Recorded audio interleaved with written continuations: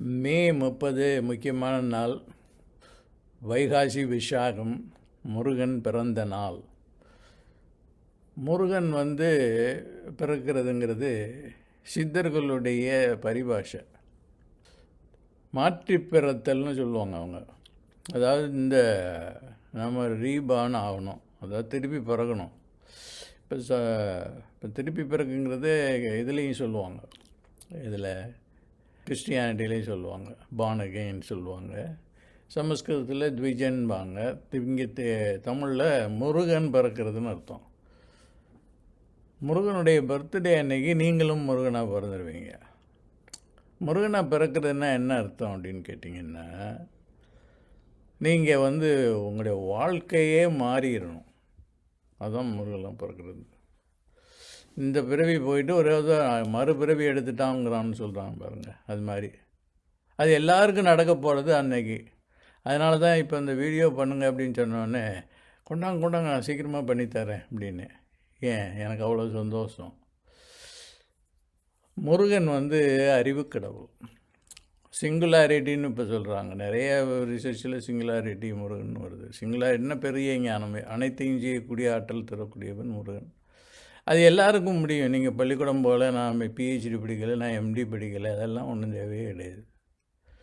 ஏன்னு கேட்டிங்கன்னா, முருகன் அறிவில்லாத அறிவில் தான் இருப்பான். அறிவு ஒன்று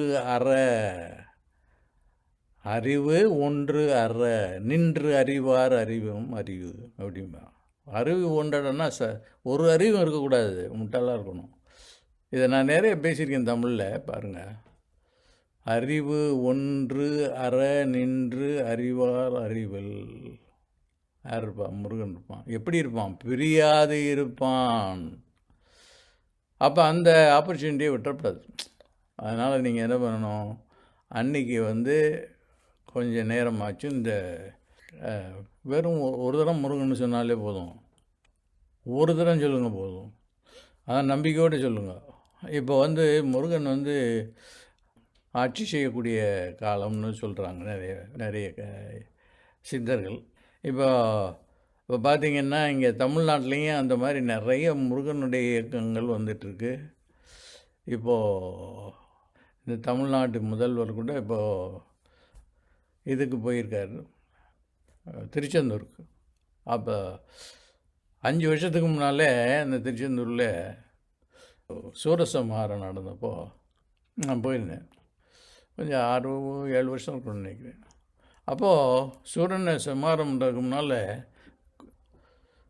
இந்த வேலை கொண்டு என் கையில் கொடுத்தாங்க. முருகனே என்ன கையில் கொடுத்தாருன்னு அர்த்தம். ரொம்ப எனக்கு மகிழ்ச்சி. அன்றைக்கி அந்த வேல்னால் என்னென்னு தெரிஞ்சுக்கணும். முதல்ல வேல்னால் 2 அர்த்தம். ஒன்று பேரறிவு தான் வேல். அது வெறும் ஆயுதம் கிடையாது, அது ஆயுதம் கூட தான். ஆனால் சத்ரு சம்ஹாரம் பண்ணக்கூடிய ஆயுதம் தான், இல்லைன்னு இல்லை. ஆனால் முக்கியமான அதுக்கு அறிவு என்னன்னு கேட்டிங்கன்னா, இந்த 3ஆம் கண்ணு, அதை திறக்கிறாரு. இப்போ முருகன் பிறக்கிறான்னு கேட்டிங்கன்னா, உங்கள் 3ஆவது கண்ணு பிறக்க போகுதுன்னு அர்த்தம்.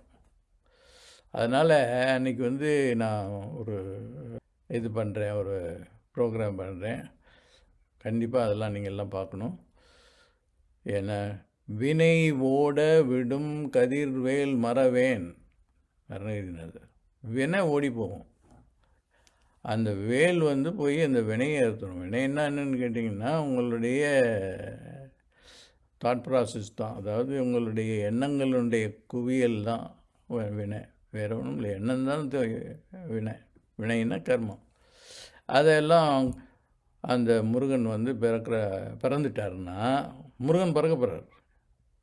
ஏன்னா அது ரொம்ப பெரிய விஷயந்தான். அது தமிழ்நாட்டில் இனிமேல் பெரிய தலைநகரம் ஆகிடும், எல்லாம் வந்துடும். ஏன்னு காரணம் கேட்டிங்கன்னா, இந்த முருகன்கிட்ட இந்த இளைஞர்கள்லாம், ஏன்னா முருகன்னாலே இளைஞன்னு அர்த்தம். குமரன். ஏன் இந்த இளைஞர்கள் இப்போ முக்கியமாக இருக்காங்க? இந்த இளைஞர்கள்லாம் நிறைய பேர் தான் இந்த ஆட்சிக்கு மாறுறதுக்கே காரணமாக இருந்தாங்க. அப்போ எல்லாமே இளைஞர் தான். இப்போ ஒருத்தர் தான் மந்திரியாகவும் ஆகியிருக்காரு. என்னுடைய கம்பெனிகள்லேயும் பார்த்திங்கன்னா இளைஞர்கள் நிறையா பேர் எடுங்க அப்படின்னு அன்றைக்கி பேசினேன். இந்த இளைஞர்கள் தான் இனிமேல் உலகத்தை ஆள போகிறாங்க. அதனால் அந்த இளைஞன்னா என்ன அர்த்தம்? முருகன்னா அர்த்தம். குமரன்னா என்ன அர்த்தம்? இளைஞன்னு அர்த்தம். அதனால் அன்றைக்கி விட்டுறாதீங்க. முக்கியமான இதெல்லாம் சொல்லுவேன்.